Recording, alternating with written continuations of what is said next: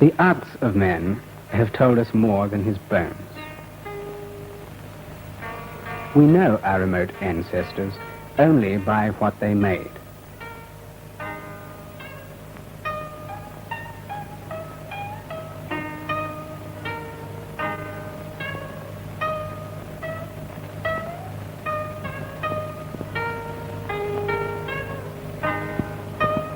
Pottery has been one of men's most enduring crafts. At its greatest, it extends the boundaries of beauty and truth, and at its most simple, preserves man's delight in the nature of things.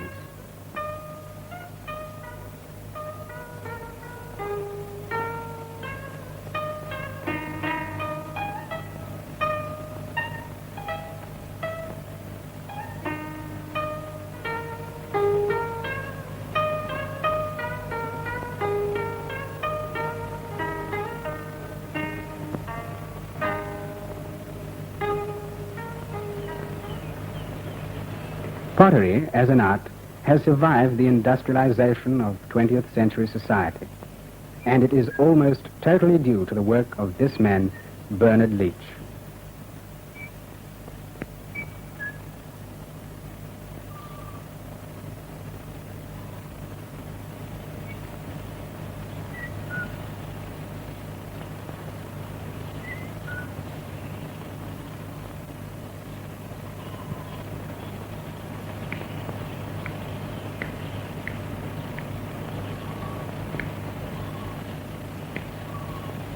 A potter for almost 50 years, he has bridged the traditions of East and West, and the artist craftsmen of New Zealand owe much to his example.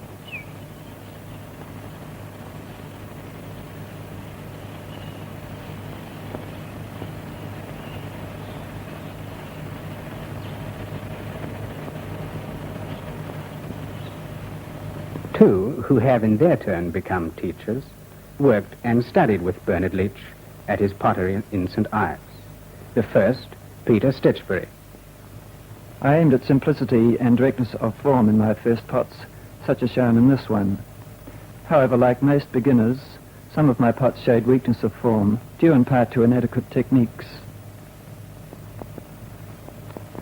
A weak lip and handle on the top of this small cider jar. I owe a great deal to Bernard Leach, his philosophy and inspiration. The impact of St. Ives was very strong. The sensitive use of materials, the consideration of form in every pot, whether a jug or a simple lidded bowl, such as this lidded soup bowl.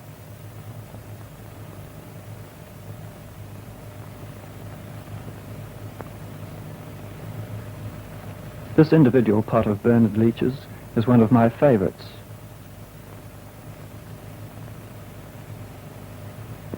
This is a small pot I made while at St. Ives, showing a sense of freedom slowly being gained.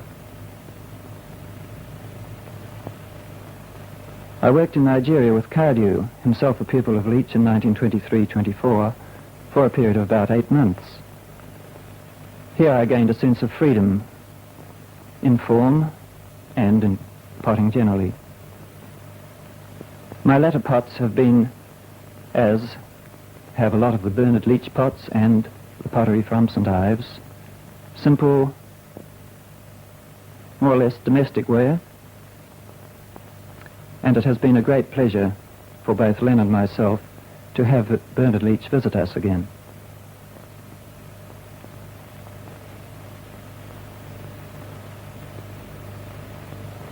My development as a potter parallels the story told by Peter Stichbury. Behind it is the influence of Bernard Leach. I owe my teacher an unpayable debt. He showed and led me to understand many things, but the pleasure and satisfaction of pottery is simple and direct. That character and organic vitality is fundamental in all good pots. That regard for material and its proper and sensitive use is a primary concern of potters. It is the framework through which meaning is developed in a pot. The surface texture of clays and glazes awaken the sensibilities of touch. We feel more than a satisfaction through the eyes.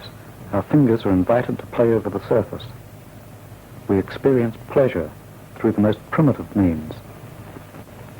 Children play with pebbles with a similar awakening of perception. You, Bernard, have helped us to see some of these things. Bernard, we love the natural scene in New Zealand, and in the short time that you've been here, wonder what impressions it's had on you. I think I've come to love it already. Yes? I think it's very beautiful. And varied and unexpected. I mean, all that sheepland, rounded, humped, grassed, sheep on it, like Salisbury Plain, only on a grand scale. And then the kauri forests behind, the brush and the broom. Yes, it's beautiful. Compared with overseas countries, is there a great concentration of natural wealth, beauty here, contrast? Yes, I think there is. I think it's... how is it from the potter's point of view?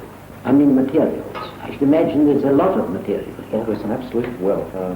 Well, just within the Auckland area, clays, our rocks, our ashes. In fact, it's a case of carefully selecting. There's almost an overabundance. Aha, now that's very important, because can you get this material? Yes. Do you help each other? Very much so.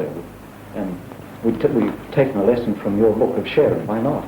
Oh, well, I'm glad if you've got something out of it in that way, because I do think that is a matter that affects the craftsman today. But the raw materials that you have for industry are not necessarily the kind that he wants. So you've got to help each other. And if on top of that, with new industries, you can get an alliance, you've got possibilities we may not have in England. For the sake of discipline, shouldn't we be under some kind of constraint? Yes, I think so. The constraint of the means, the clay, the fire, the throwing, the decoration. And look at this pot here. This has got constraint in it. The discipline of the material. The clay is light clay. The glaze is the natural flow of melting ash and clay mixed. The shape is warm. It's not too soft. It has the qualities that one looks for in people, actually. I mean, say our virtues in life are reflected in the things we do. And I feel that the character of this potter, Hamada, in Japan, is an example to us all. He's balanced, head, heart, hand, and you can see the balance in what he does. So here's a pot that, by its very spirit, could act as a good guide for us. Yes, I think we've got to find, to have pathfinders, people who have managed in this solo game of the craftsman today to find truth, just as you have amongst the poets, or the writers in general, or the painters, or the sculptors. There are a few who manage to retain sanity and balance, and they are the guides to the others. Give me a smoke. Yes. We're still a very young country, a colonial country, I suppose it would be called. And I don't think we have any traditions, except what we could have probably partly inherited from England. But I don't think we should try and hunt for traditions too quickly. I think they should naturally arise. I agree with you heartily about that. As far as England's concerned, it's the nearest thing to taproot that the colonists, as we used to call them, are concerned.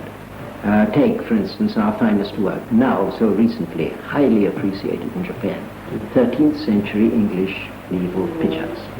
They've classed them in the first rank of potters, pots made by potters. They say these pots are born. They say they're born, not made, precisely. Well, you can't make, let's call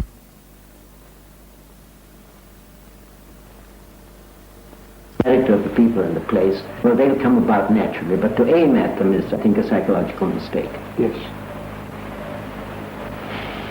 You think then, Bernard, that for those of us who are making pots, that the better ones, that their own characteristic will come in quietly, almost move in?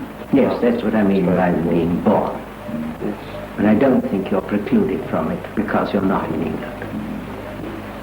You've got the scene, We've got this wonderful country, we've got the raw materials, and you've got potters looking out all over the world to do what artists like Cézanne or Van Gogh done in painting. What guidance would you suggest for us who pot? Well, I like to have good pots round me, a few in the studio, looking over my shoulder, and I'm sometimes aware of it, Yes. rebuking my mistakes. That's the past. That's our increment from the past. I think that's our guide.